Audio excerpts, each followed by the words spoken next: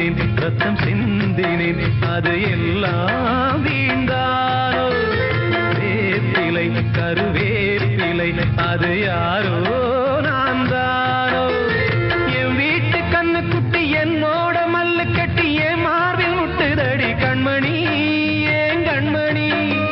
தீப்பட்ட காயத்துல தேள் வந்து கொட்டுதடி கண்மணி கண்மணி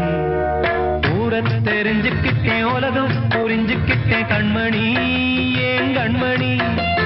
நானும் பிறந்திருச்சு நாளும் புரிஞ்சிருச்சு கண்மணி ஏன் கண்மணி